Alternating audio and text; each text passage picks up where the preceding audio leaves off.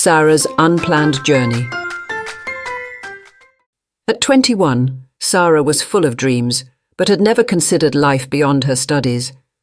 Whenever her friends asked, "What's your plan after college?" she confidently replied, "I'll find the perfect job." One day, one of her friends asked, "Okay, but what about marriage? Have you thought about it?" Sarah frowned and said, "My work is my life. I don't need anything else." Her friend laughed. "No way! Everyone gets married someday. You will too." But Sarah shook her head. "I don't want that life, and I don't like it," she said firmly. Sarah stayed true to her word even after she started working for her dream company. Her colleagues often teased her. "Sarah, when are you getting married?" Her answer was always the same. "I'm not interested. I want to stay as I am." Years passed, and Sarah's parents began searching for a groom for her. When they discussed the topic, Sarah protested, "I don't want to marry a stranger. I love my life the way it is. Please don't make me change it." Her parents didn't give up easily. After many arguments and lots of convincing, Sarah finally said, "Okay, fine, but I'm not choosing anyone. God will decide for me." That night she prayed, "Dear God, if I must marry, please give me a husband who's tall and fair, well-groomed, kind and respectful to everyone. Someone who accepts me as I am. And most importantly, he shouldn't pay much attention to me. I want to stay free and independent, just like I am now." Days passed, and soon Sarah's wedding was arranged.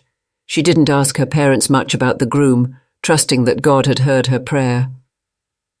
The engagement day came.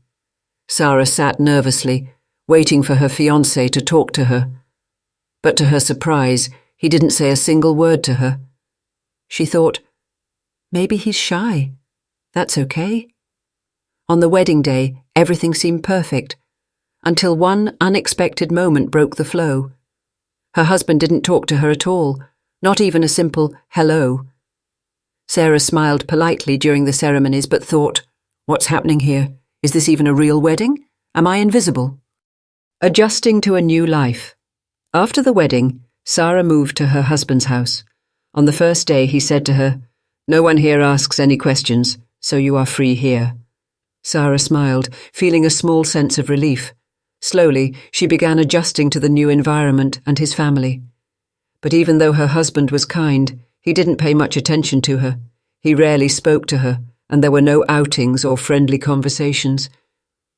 Sometimes this hurt Sarah deeply, but she reminded herself, "I asked for this. It's my fault." Loneliness began to creep in. Sarah often thought, "Why am I crying? Did I expect things I never asked for? I should stop expecting anything." This was how she calmed herself when the sadness became too much to bear. Days turned into weeks. One day, the family hosted a big gathering for relatives. During the function, some kids entered Sarah's room and left it in complete disarray. When they told her about the mess, Sarah felt her anger rising. She had always been neat and clean, ensuring her room was spotless. Frustrated, she went to her husband and said, "The kids messed up my room. Can you come and see?" He followed her to the room, looked around, and then quietly walked away without saying a single word. That moment broke Sarah's heart for the first time. She sat down on the floor, tears streaming down her face. For the first time, she felt truly abandoned. "I didn't expect him to clean the room with me," she thought. "I just wanted kind words, a little love. Why can't he feel my pain? Why did he leave me alone in my hard times?" After that day, things between them became even quieter. They spoke less and less, and Sarah buried her feelings deep inside, unsure of how to mend the growing distance between them. Living in a joint family. Now, Sarah was living in a joint family. Over time, she started to love and trust everyone around her. The warmth of family made her days brighter, but she still couldn't fully understand her husband. He's such a nice and loving person, she thought. He loves kids and plays with them often. Even so, I'm unsure about his character and whether I can trust him completely. As the days passed, the old problems began to fade. Sara chose not to reopen the topics that had hurt her before. Instead, she tried to forget them and move on. Life was running smoothly, and Sara found joy in her interactions with the little children in the house. She was always kind to them, even when they tested her patience. But one day, things took a turn. The kids ignored her instructions and began making fun of her. They constantly jumped on her bed, leaving it messy every time. This behaviour pushed Sara to her limits. She shouted and yelled at them, her frustration boiling over. She couldn't control her anger, and soon tears filled her eyes. Crying all day had become a normal occurrence for her. Later, she told her husband about the children's behaviour, hoping he would support her. But his response was, "They're kids. This is how they play. It's normal." Those words shattered Sara. She didn't expect him to scold or punish the kids, but she had hoped he would say something to teach them right from wrong. Why can't he just tell them, "Hey, this is wrong. Don't do that," she thought. If only he explained to them that their actions could hurt others, they would understand and stop. Then no one would need to cry like me. Feeling unheard, Sara turned to her mother-in-law to share her frustration. She immediately stepped in, scolding the kids and ensuring they wouldn't go to her room again. For the first time in a while, Sara felt a sense of relief. Sometimes, Sara couldn't help but laugh at her thoughts. Instead of marrying him, I should have married his mother, she joked to herself. She's the only one who knows how to calm my mind. A new burden. Sara had no idea she was about to face an even bigger problem. Being one of 3 sisters in her family, she was now part of a household with 4 more sisters on her husband's side. At the beginning, everything went smoothly. But as time passed, things became harder. After a year, Sara found herself doing most of the household chores. Her husband left early for work, so it became her responsibility to cook for everyone. Cooking for such a large family was no easy task, especially with the limited time she had. Sara often needed help, but over time, everyone else started focusing on their work and returned too late to the kitchen. This made it difficult for Sara to prepare food for her husband on time. Understanding her struggle, her husband reassured her, "It's okay, don't bother yourself so much, I'll eat in the canteen instead." While his words were supportive, they didn't ease Sara's growing frustration. She often thought household work wasn't hard until you're the only one doing everything. Sara was already battling depression over her job and career. Now this added burden only made things worse. Being an introvert, it was incredibly difficult for her to fit into the family and deal with relatives. She felt out of place and overwhelmed. On her parents' side, Sara had no friends or relatives she could rely on. She knew them well. Most were fake and driven by greed. Her father, a kind farmer, often lent money to relatives despite his financial struggles. Sara had heard her father's friend warn him many times, "You're helping others even when you can't afford it. They'll abandon you when you need them most." These words stayed with Sara, and she saw their truth repeatedly. She helped her school and college friends whenever they asked. But no matter how much she gave, she always ended up feeling empty and lonely. When bullies targeted innocent girls, Sara stood up for them. For a while, these girls stayed close to Sara.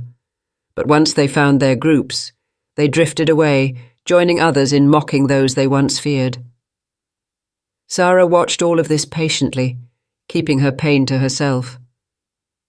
It was a recurring pattern in her life, being there for others, only to be left behind when she was no longer needed. Sara's love of music, singing and drawing remained her solace. Her voice was melodious, her handwriting beautiful, and her drawings full of life. Yet, she often doubted herself. Everyone has a talent, she would think, But when you doubt yourself, all your talents become useless. It's like you're already dead. I doubted myself for so long, and that's why I'm living an invisible life. The joy of motherhood. After years of ups and downs, Sarah's life took a joyful turn. She was blessed with a baby girl. Having never held or played with a baby before, Sarah was unsure of how to care for her child.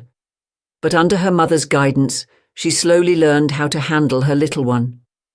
The arrival of a girl overjoyed her husband and his family. Sarah watched as her husband bonded with their daughter, his love for her growing stronger daily. He was attentive and caring, ensuring their daughter was happy and comfortable. Despite her husband's devoted care for their daughter, the baby remained firmly attached to Sarah, just like most babies are with their mothers. For Sarah, this meant her routines became a daily challenge. Simple tasks like taking a shower, using the restroom, or even getting dressed felt like luxuries she could no longer afford. It was a reality many mothers face, balancing their needs with the unrelenting demands of a newborn who relies on them for everything. Being a mother was a new challenge for Sarah, one filled with sleepless nights, constant care, and an unending sense of responsibility she hadn't fully anticipated. Yet, as she cradled her baby and saw her tiny smile, Sarah felt a joy she had never known. It was love that made all the struggles worthwhile. New chapter. Sarah was never one to expect money, jewellery, fancy dresses, or any luxurious gifts from her husband. What she longed for was his love and care, his unwavering support. Deep down, she yearned for him to truly understand her. One evening, as she sat quietly, tears streamed down her face.